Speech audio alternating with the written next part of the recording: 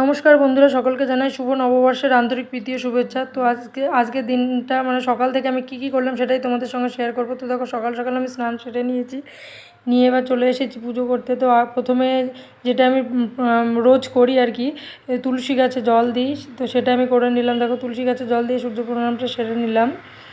তো এরপরে আমি চলে যাব ঘরে গিয়ে দেখি আমার বর, আমি ঠাকুরের জন্য আজকে পায়েস বানাবো, সেই জন্য আর কি নতুন ননস্টিকের একটি কড়াই ছিল, সেটাকে আর কি সেট করছে। তো ওটাকে ও সেট করছে, ওদিকে আমি একটু ভিডিও করে নিলাম। তো এই কড়াটাতেই আর কি পায়েসটা বানানো হবে। এটা যেহেতু নতুন কড়াই, তো নতুন কড়াই ছাড়া তো কড়াইটা সেটিং করা মোটামুটি হয়ে গেছে। তো কড়াটা পুরো রেডি আর কি।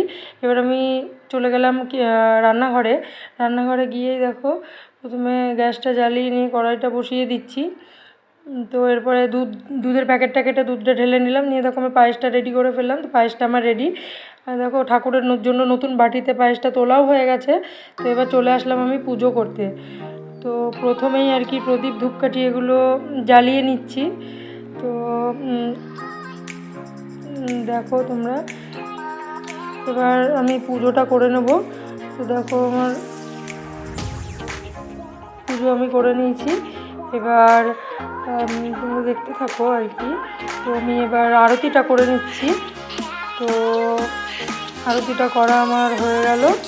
এবার আমি চলে গেলাম তুলসী তলায় ফুল আর ধূপকাঠি দিতে। তো দেখো, তুলসী গাছেও আমি ফুল আর ধূপকাঠি দিয়ে দিচ্ছি। তো এখানে দেওয়ার পর আমি চলে যাবো এবার পাশেও আমার আরেকটি তুলসী গাছ আছে, ওটা আমার না, আমার পাশের রুমে যে থাকে তাদের দেখো আমি যাচ্ছি, তোমরা দেখতে পাবে। তো ওরা আর কি ঘরে নেই, সেই জন্য ওদের তুলসী তলায় একটা ধূপকাঠি আমি দিয়ে দিলাম। তো তারপর ঘরে এসে দেখছি আমার বর আর কি পায়েসের বাটি নিয়ে বসে পড়েছে। তো পায়েস খেতে খুবই ভালোবাসে, কিন্তু ওর তো ডায়াবেটিস আছে, ওই জন্য মিষ্টিটা ইগনোর করে, ওগুলো খায় না। বাট ও খাবে না বলেছিল, তবুও বললো যে চলো একটুখানি খেয়েই নি, কিছু হবে না। তো ওকে আমি ওটাই বলছিলাম, তুমি যে পায়েস খেলে, এটা তো মিষ্টি দেওয়া। তুই বললো ভালো লাগছে, ওই জন্য খেয়ে নিলাম। আমি বললাম চলো ঠিক আছে, খাও। তারপরে চলে গেলাম আমি কিচেনে। তো রান্না হবে আজকে মাটন। তো দেখো, মাটনটা ম্যারিনেট করে আর কি রেখে দিয়েছিলাম, সেটাকে একটু নাড়িয়ে নিচ্ছি। এবার মাটনটা আমি বসিয়ে দেবো আর কি। তো তারপরে এদিকে আমি পুলিও বানিয়েছিলাম, সেই জন্য পুলির ময়দাও মেখে নিয়েছিলাম। ময়দাটা মেখে নিয়ে আমার বরকে দিলাম, আমি ওকে বললাম তুমি একটু বানিয়ে দাও, ভালো পুলি বানাই। তো আমি বললাম আমার সময় হচ্ছে না, তুমি একটু আমাকে বানিয়ে দাও। তো বানিয়ে দিলে, তারপর দেখো আমি পুলিটাও বসিয়ে দিয়েছি।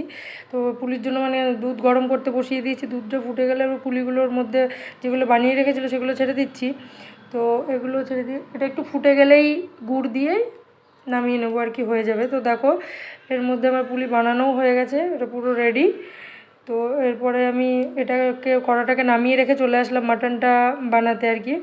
তো দেখো, মাটনটা আমি কড়ার মধ্যে দিয়ে দিলাম, দিয়ে এবার ভালো করে কষিয়ে নেব।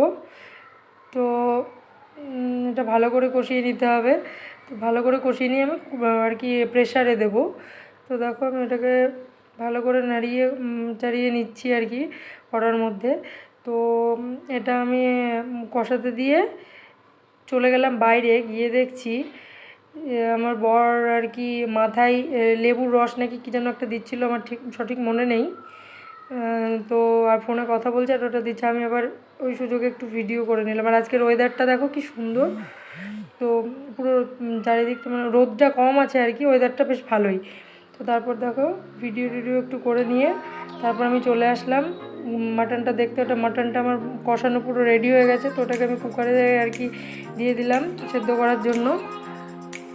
তো দিয়ে আমরা চলে আসলাম একটুখানি, আমার বর স্নান করে চলে এসেছে। তো ওকে বললাম চলো দুটো রিলস বানিয়ে নিয়ে তারপর চলে আসলাম ঘরে। এসে ও আমাকে আর কি লাড্ডু খাইয়ে দিচ্ছে, এটা ভগবানের প্রসাদ। তো আমাকে বললো প্রসাদটা তুলে, ও বললো খাও। খেয়ে ওকে আবার একটু খাইয়ে দিলাম। ও ন্যাচারালি এগুলো খায় না, তো আমি বললাম প্রসাদ তো কিছু হবে না। তারপর দেখো, মাটনটা আমার ওদিকে রেডি হয়ে গেছে, ওর মধ্যে একটু ঘি আর কি অ্যাড করে দিলাম, দিয়ে এবার ওটাকে নিয়ে আসলাম, আমরা খেতে বসবো সেখানে। তো দেখো তোমরা মাটনের লুকটা কেমন এসেছে সেটা আমাকে কমেন্ট করে জানিও যদি ভালো লাগে।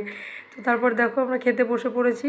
এবার দুজনের জন্যই আর কি ভাত বেড়ে নেবো। তো যেটা বলছিলাম, আজকে রান্না হয়েছে মাটন, পাঁচমিশালি একটা সবজি, আমের চাটনি, আর সঙ্গে ছিল দই আর শশা। তো এটুকুই আমাদের নববর্ষের দুপুরের আর কি মেনু। তো চলো আমরা খাওয়া দাওয়া করে নিই। আর আজকের এই ছোট্ট মিনি ব্লগটা কেমন লাগলো তোমাদের সেটা আমাকে কমেন্ট করে জানিও। ভালো লাগলে লাইক, কমেন্ট, শেয়ার, সাবস্ক্রাইব করে দিও। ঠিক আছে, চলো আজকের মতো ভিডিওটা এই পর্যন্তই। চলো সবাই ভালো থেকো, সুস্থ থেকো, টাটা।